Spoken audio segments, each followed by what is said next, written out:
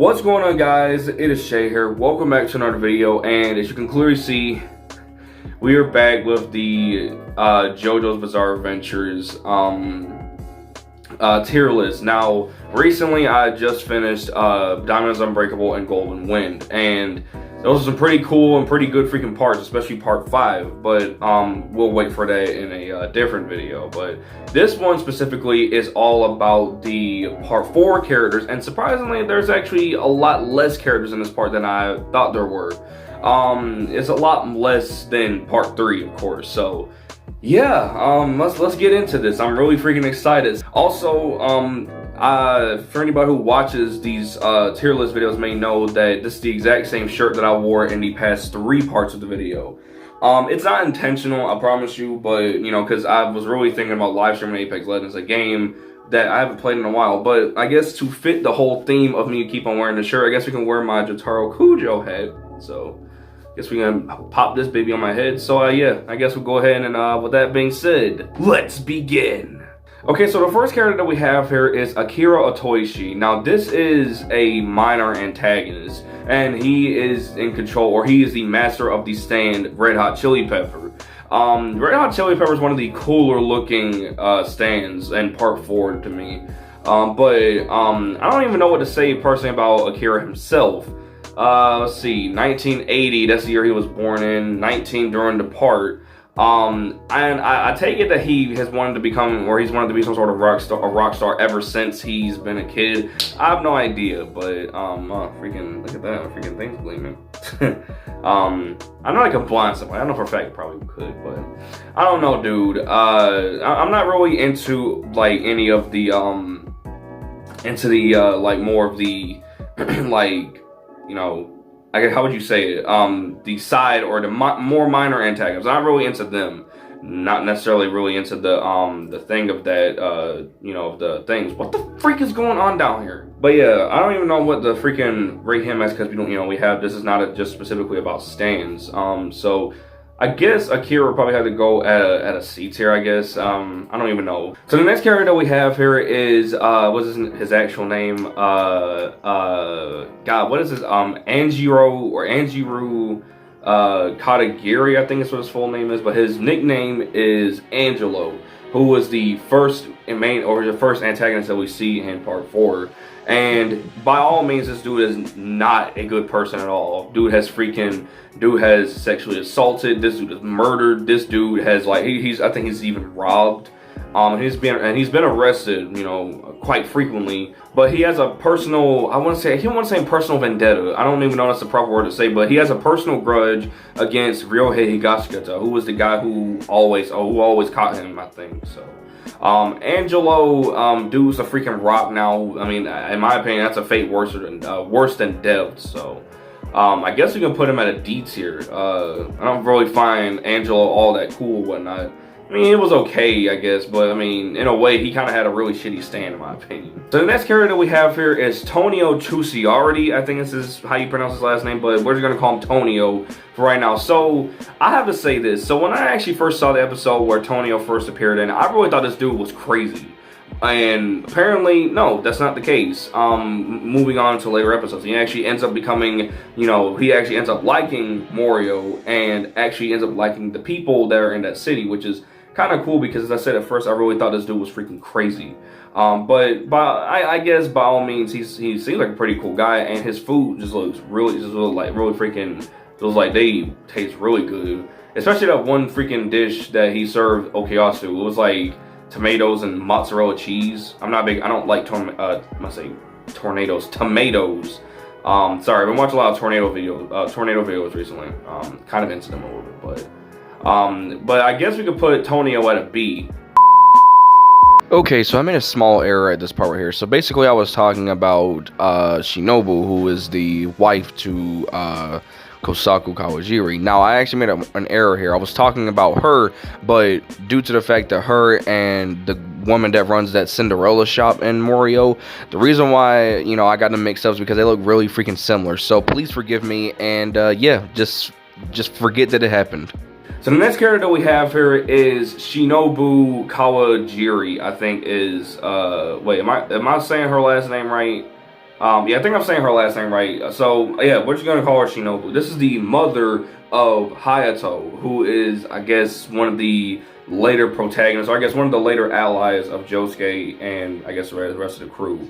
But I don't even know. She just seems like seems like one of those types of women who stay at home all day. I don't even really know what to say about her. She just seems really lazy. However, the only thing that doesn't really necessarily seem lazy about her is, you know, she cooks all the time. I don't even know. I'm definitely not putting her up here. So, I don't know. We're putting her at, I guess, here.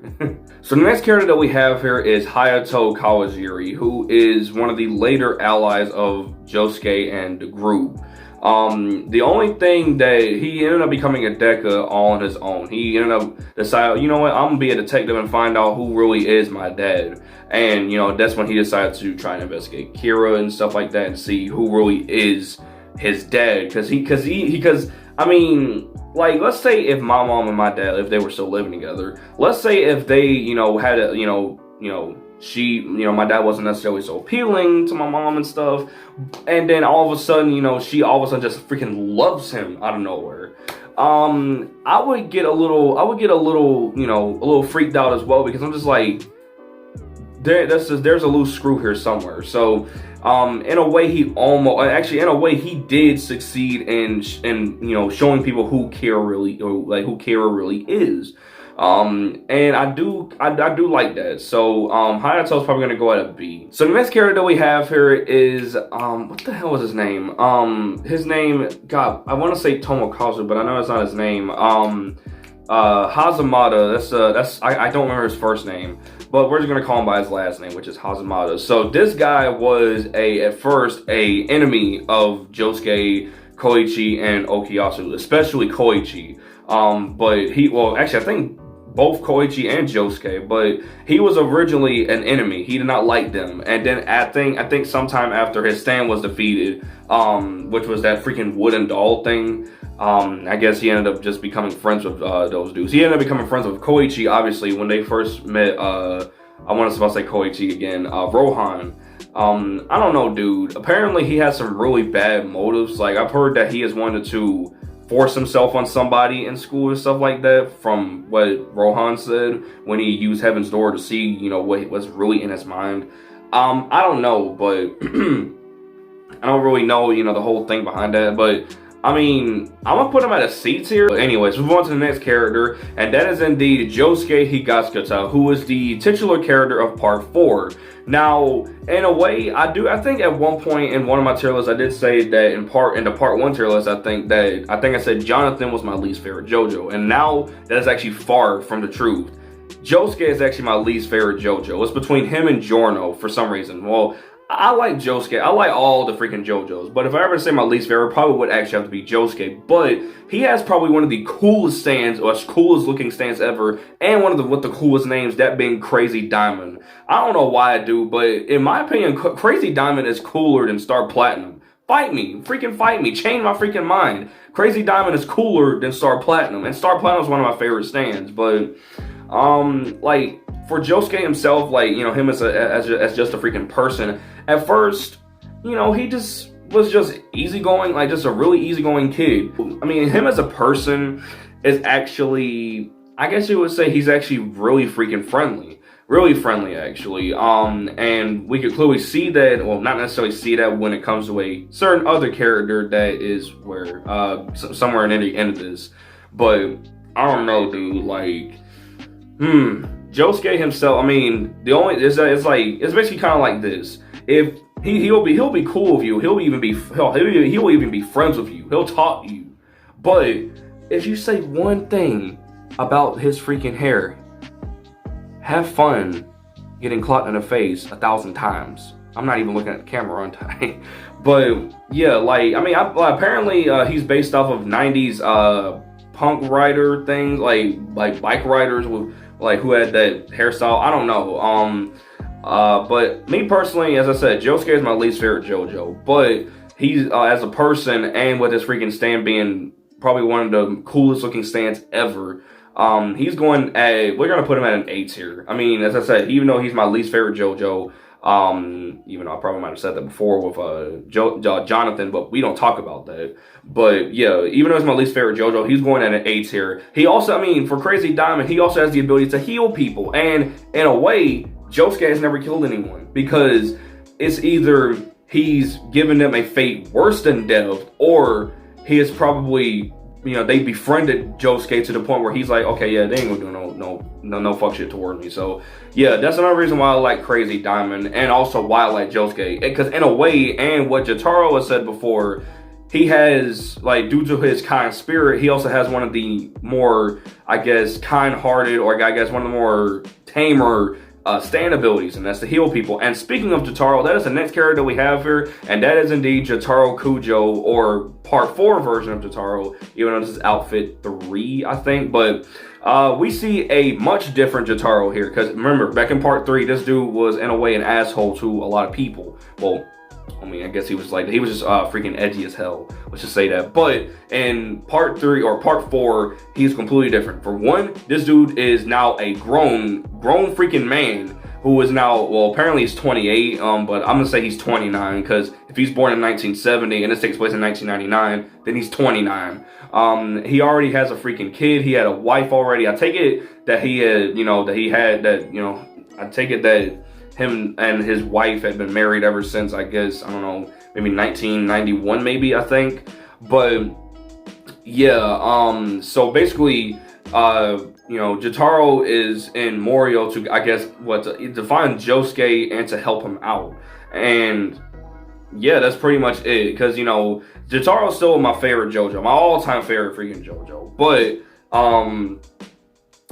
for this one, I mean, I do like how his outfit changes. I also love how Star Platinum's his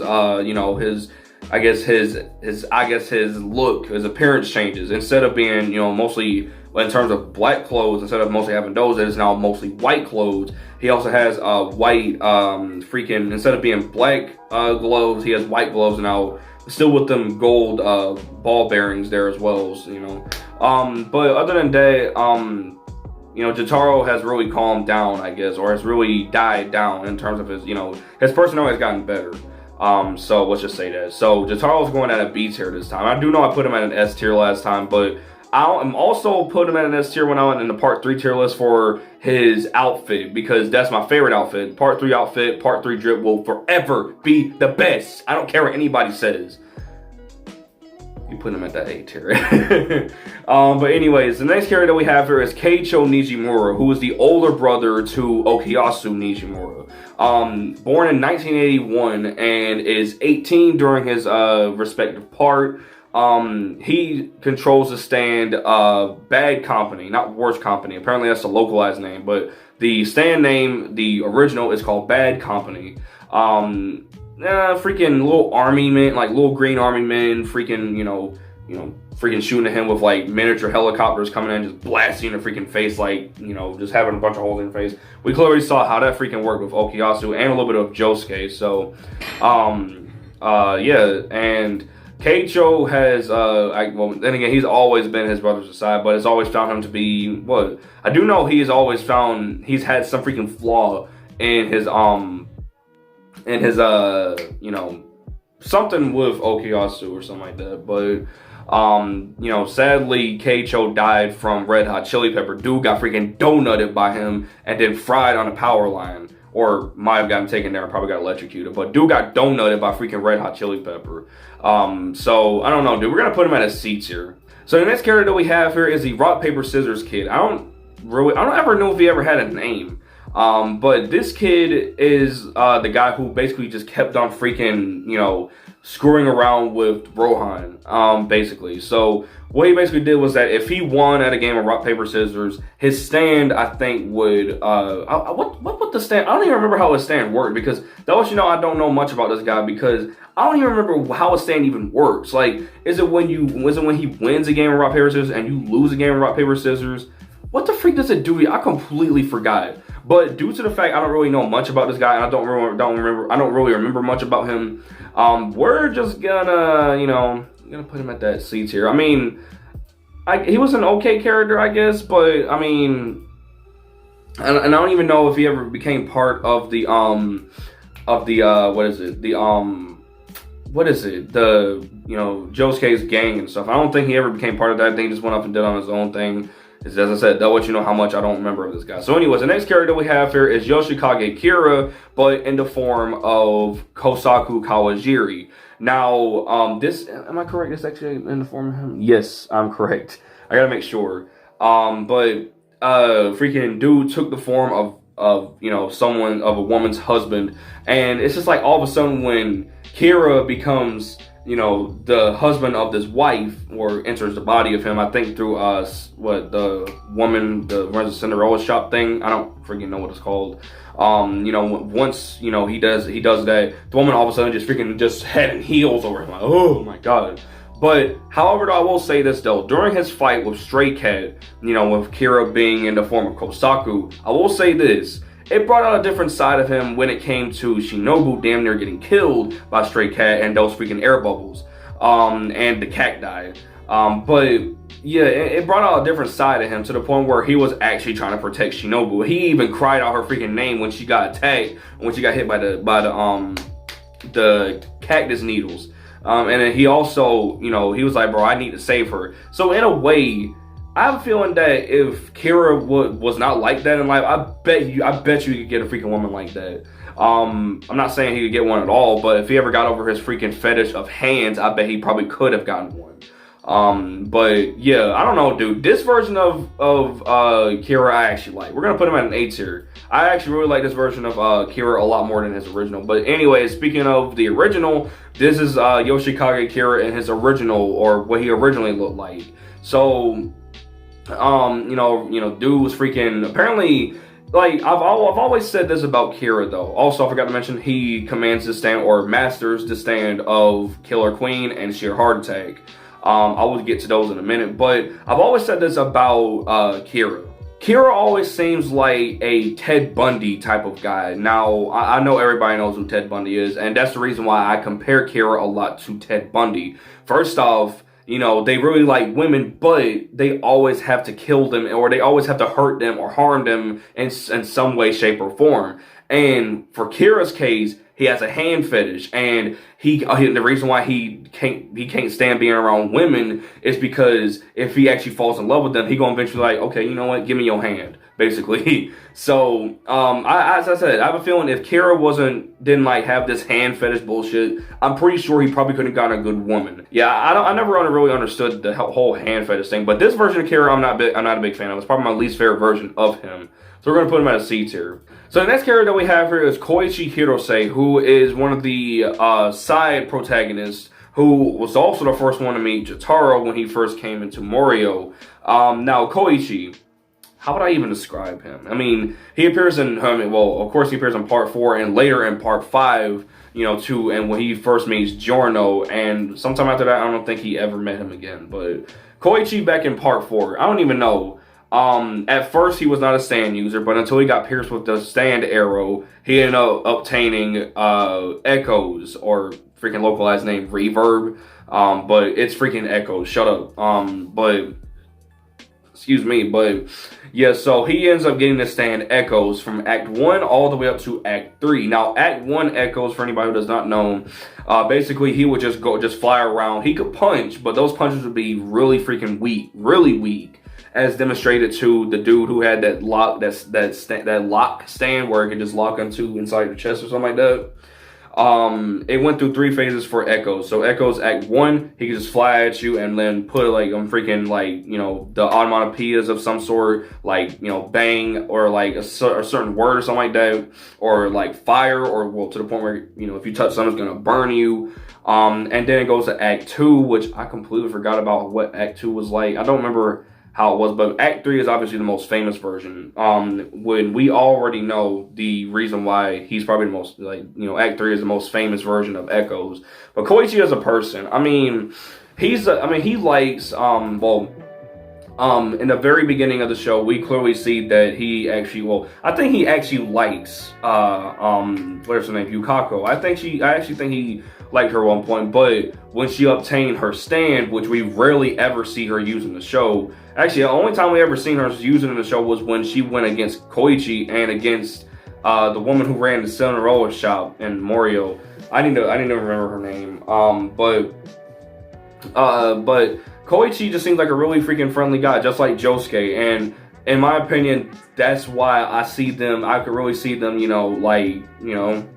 just being real good freaking friends, because, they have that type of freaking bond, I guess. It's one of those types of bonds. But Koichi, we can never freaking forget the quote, the very, very famous quote said by Jotaro, Koichi is very reliable. And, oh yes he is. So we're going to put him, I don't know, let's put him at beats here, I guess. So the next character that we have here is the dude that went into the house of, what's his name? Who went to the house of, God, what is his name? I keep want to say Koichi for some reason. Rohan, who he does, I don't know who he is, but he had to stand, what is his name? What is it? Cheap Trick, I think is what his name was. But yeah, this dude looked really freaking weird. And I don't really know why he showed up. I don't remember the reason why, but I mean, I'm pretty sure if he wasn't possessed by by that freaking stand, I'm pretty sure he probably would have been still, because apparently we see him as really shy, and I'm pretty sure he probably would have still been like that, but would not have been afraid to freaking show us back or just walk himself like a normal person would. But other than that, the next character that we have here is Mikitaka. I don't remember his last name, but this is my favorite character of part 4. He's not a freaking enemy. He's not presented as an enemy. However, if you make him hear them sirens, I think that's pretty good freaking torture for him.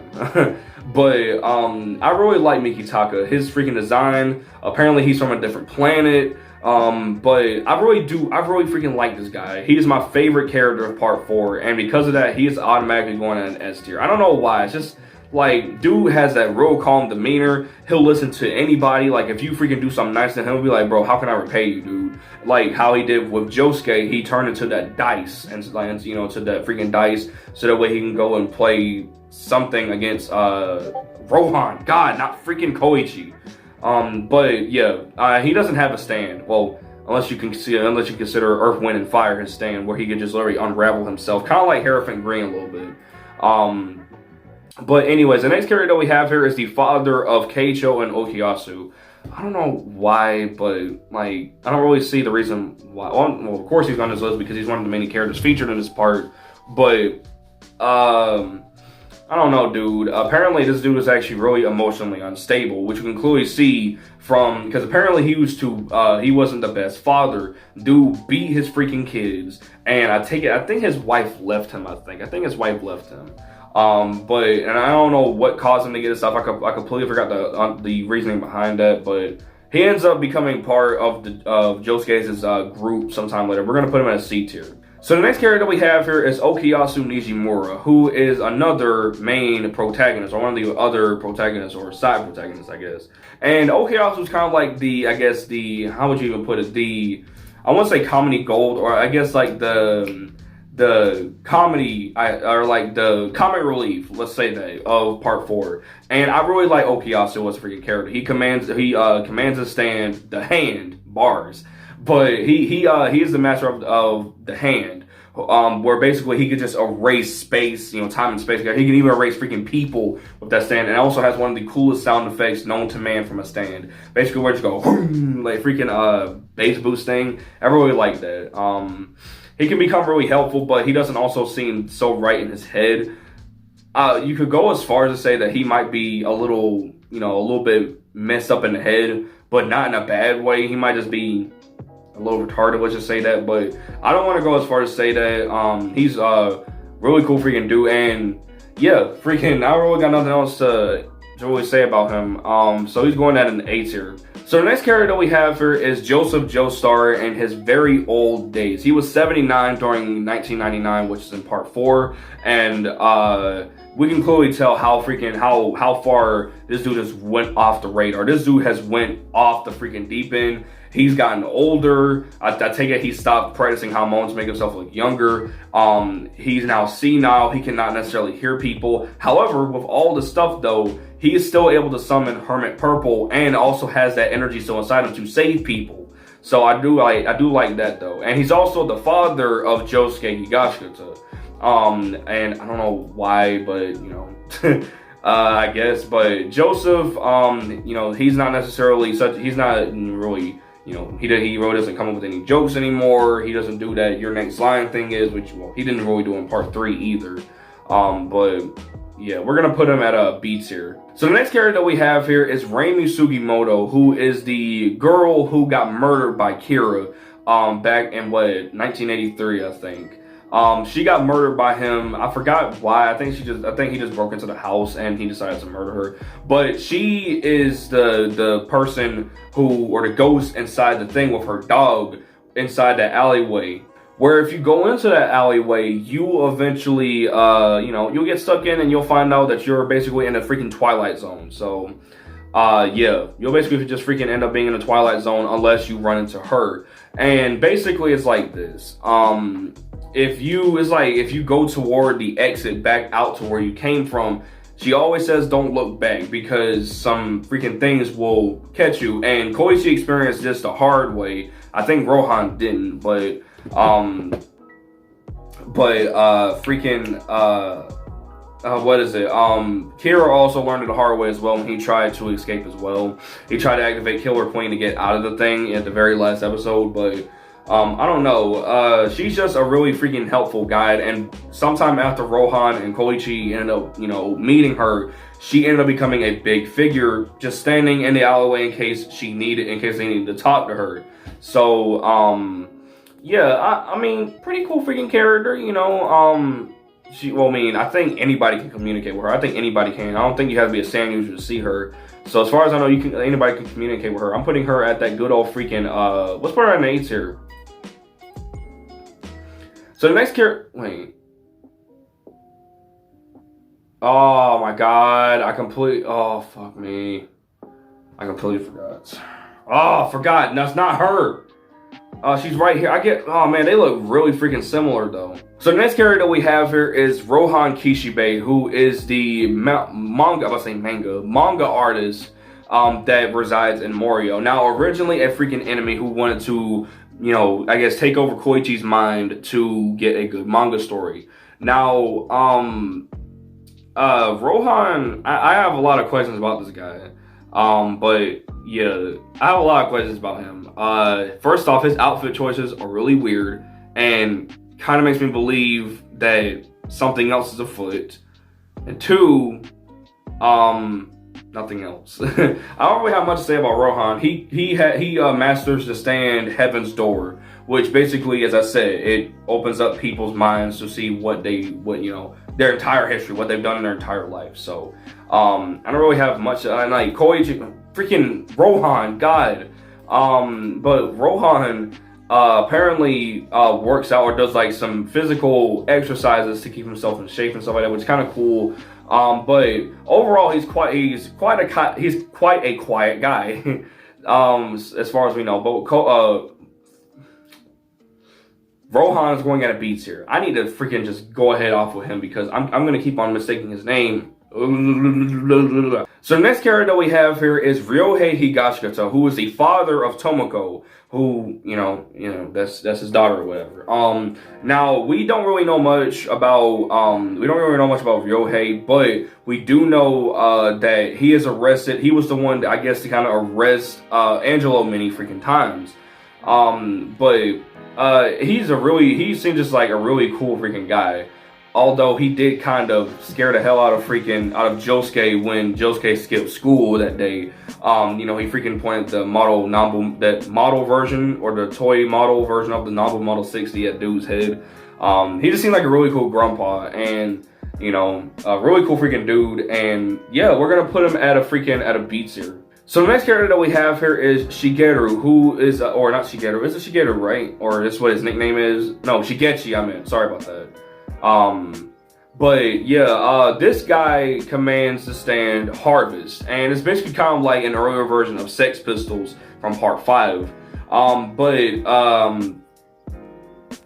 Yeah, so I'm not really a big fan of, he's probably one of my least favorite characters in the show. I don't know why he is, but he is just one of my least favorite characters. Maybe it's because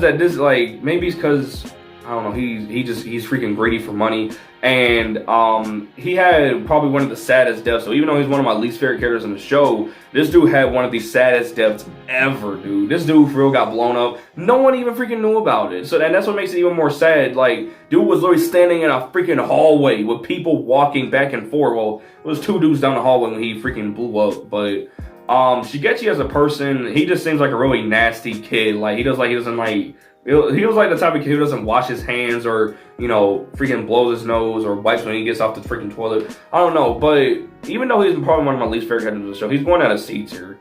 So the next character we have here, I forgot his name, but this dude was the guy, wait, what? But this is the guy who had to stand, what was it, the one that has that lock, where it locks on the people who feels guilty for somebody.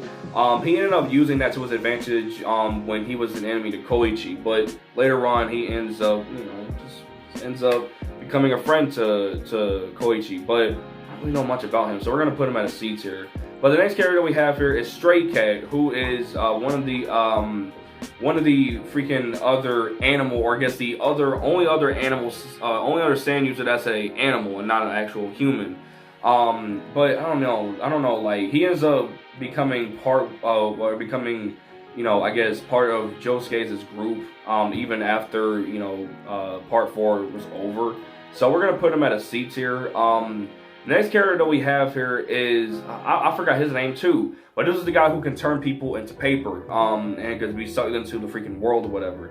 He was the guy who almost blasted Josuke in the face with the gun. That was the Beretta that he had, and I don't know. Well, then again, he can make anything appear out of the paper, and that's how he was able to get that Beretta and aim it at Josuke. But you know, for freaking if it wasn't for Crazy Diamond, Josuke probably would have possibly died from being shot in the face. I don't know. His stand is kind of cool. I mean, it's an easy way to freaking trap somebody, but we're gonna put him at a C tier, I guess. So the next character that we have here is Tomoko Higashikata, who is the mother of Josuke, and technically she is the wife, well, not necessarily wife, but how would you say it, the girlfriend to Joseph, I guess. I don't know, dude. I don't want to freaking do the whole Holly and like Lisa bit that I did in those previous ones. So we're gonna put her at a B tier. She's a good mother, but seems like one of those moms that are just like, you know, like not necessarily lazy. I mean, she gets up and does a lot of things, but she's like one of those types of mothers and stuff like that, you know. But other than that, the next character we have here, I have no idea who the hell this guy even is, bro. At first, to be honest with you, I really thought that this was Kakyoin, but I completely forgot he's dead. So, but he looks a lot like Kakyoin though. I have no idea who this guy is, but when in doubt, put him at a C tier, right? So the next character that we have here, this looks like the father of Kira. Now, funny enough, if this is him, since I already made a freaking mistake with Mrs. Aya and Shinobu, I already freaking made a mistake with those two. But if this is the father of Kira, fun fact for any Super Sentai fans watching, Dr. Woolshade voices him, Shigeru Chiba, who is the voices of the Gabo Revolvers and Kyryuger, and he's also Dr. Woolshade, just Dr. Woolshade and Kyryuger. I'm pretty sure not many people might not know what that is, but by no means is this guy a good person. He condones what Kira was doing when he grew up. Like, this dude for real freaking condoned what he did. He condoned the hand fetish and crap like that. And I guess keeping your freaking fingernails stored in jars, and mason jars, I guess. We're gonna put him at that D tier. Next character we have here is Yukaku Yamagishi, who is later or originally an enemy and kind of, you know, was kind of like a yandere at first to, she was a yandere toward Koichi, but ended up actually liking him. So we're gonna put her at, she also has the hair thing as her stand. We're gonna put her at a B tier. And the last character that we have here is Yuya, I forgot his last name. He commands the stand Highway Star. And at first, he wasn't really that great of a person, but he ended up becoming, you know, helping out Josuke and stuff. We're gonna put him at that good old C tier. So that does it for this tier list. I actually had to rush that at the last few because my thing was running out. Apparently on my other screen recorder's not downloading from this computer no more. I had to refresh this thing a while back. So that's it for this video. This was way longer than I expected. But then again, I went into a lot of information about, you know, certain characters and stuff. So that's gonna do it for this video. So if you guys enjoyed this video, make sure to comment, like, and subscribe. And with that being said, I'll see you guys next time. Bye, guys.